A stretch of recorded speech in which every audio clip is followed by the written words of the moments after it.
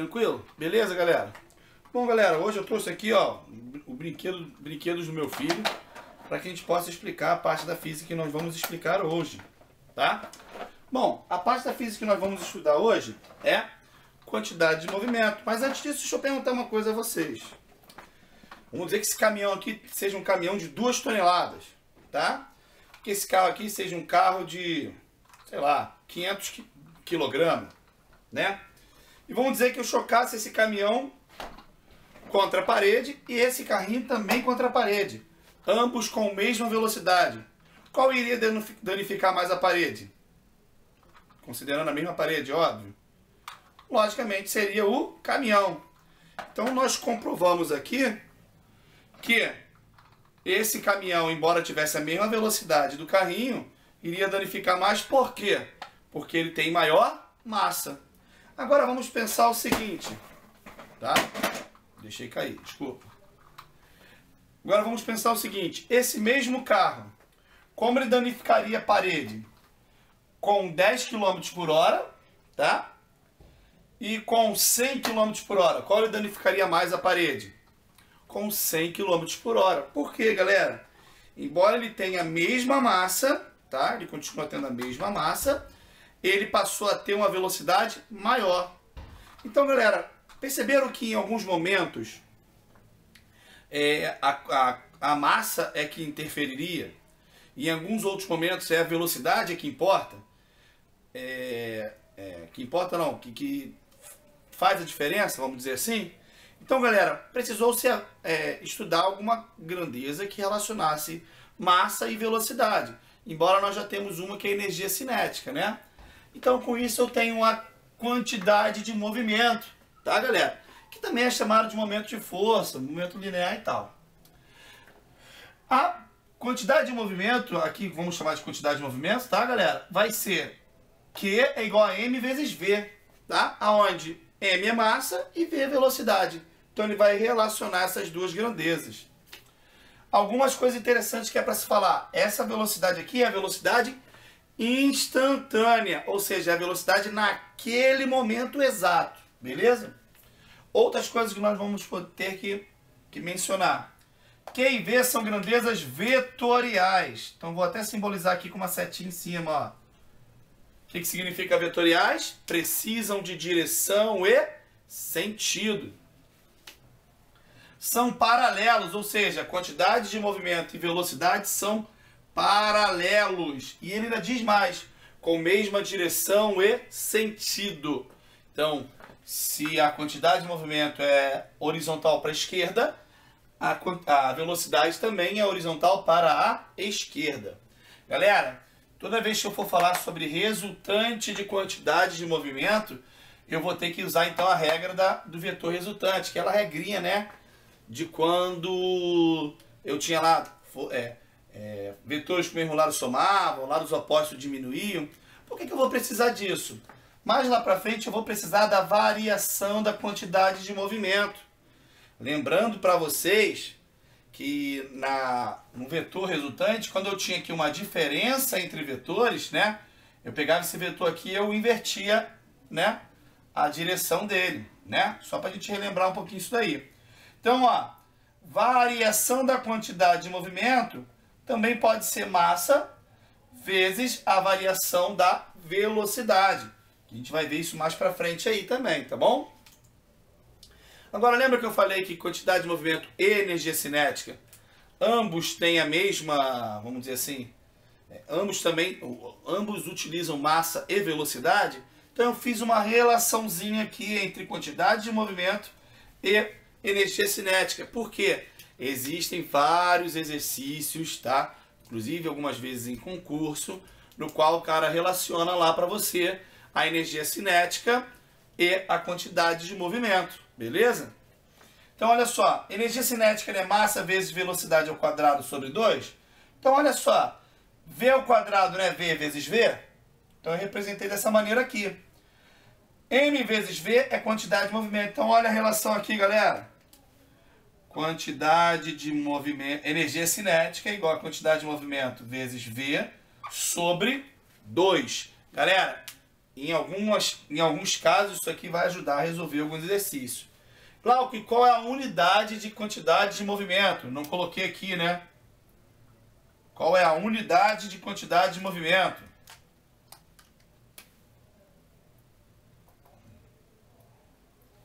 Massa é dada em quê, galera? Quilograma. Massa é dada em quê? Metros por segundo. Então, a unidade de quantidade de movimento é o quilograma metros por segundo. Beleza? Então, nós já falamos sobre quantidade de movimento e agora vamos falar sobre impulso. Galera, quem nunca, quando criança, brincando, por exemplo, no balanço, pediu para alguém dar um impulso, né?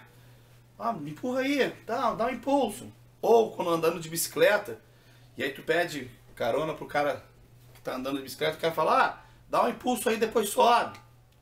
Ou então quando a gente vê uma poça e a gente fala, ah, vou pegar um impulso que aí eu consigo pular essa poça sem me molhar.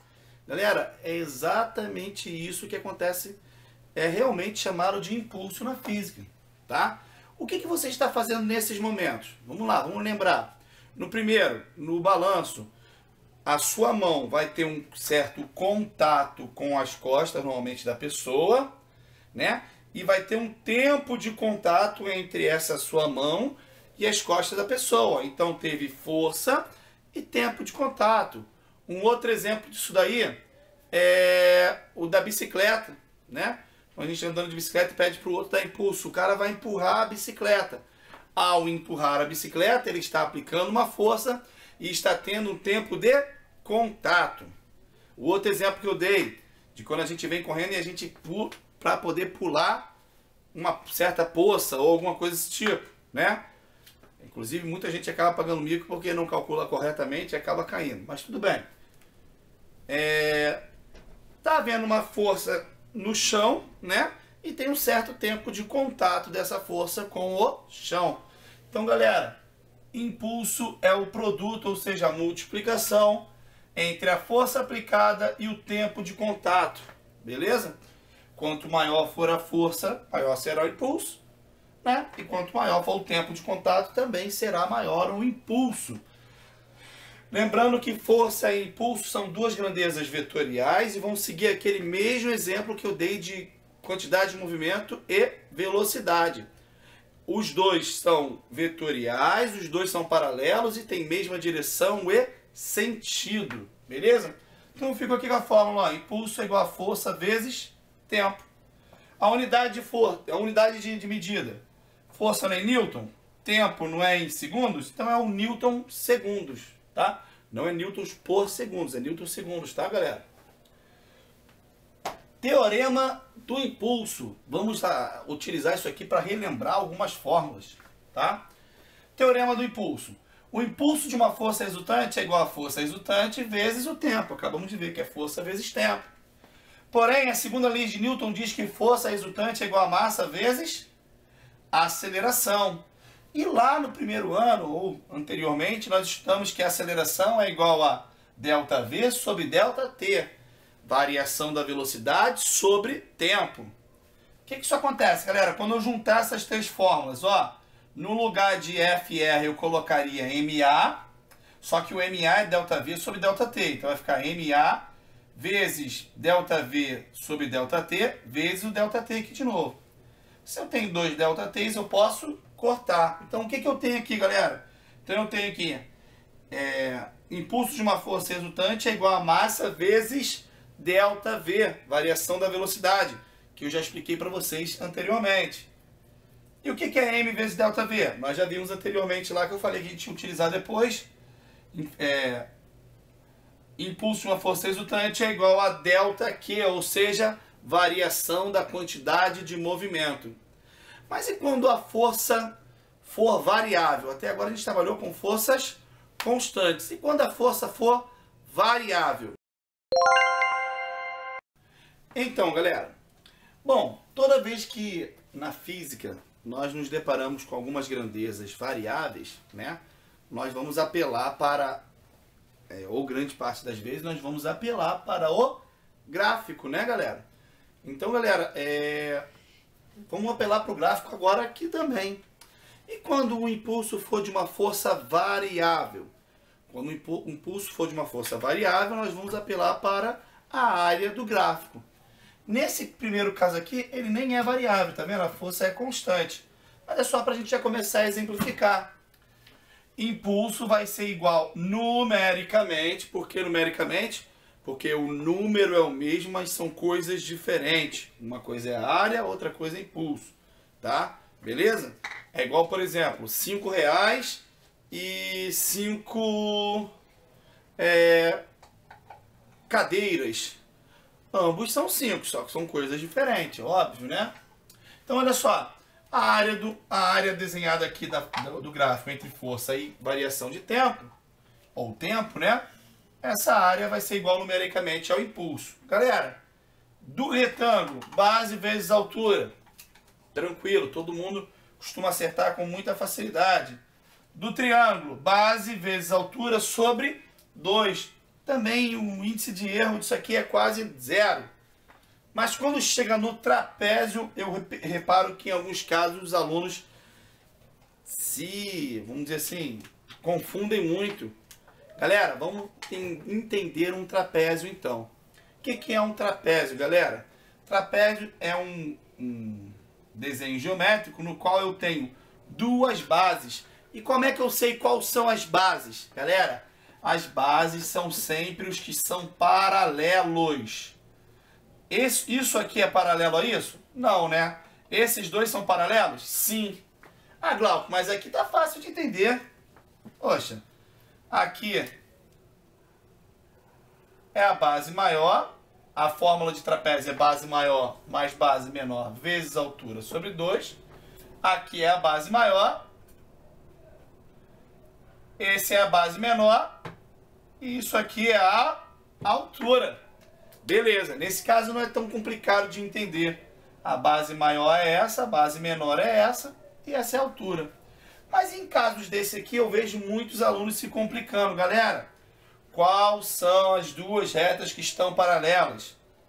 Tá vendo que aqui o trapézio estava nesse sentido. Agora parece que o trapézio deu uma viradazinha aqui, ó, girou aqui.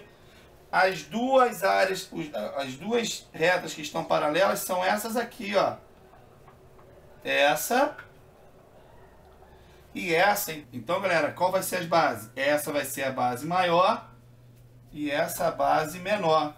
E a altura é sempre que forma ângulo de 90 graus com as bases. Então, essa vai passar a ser a altura.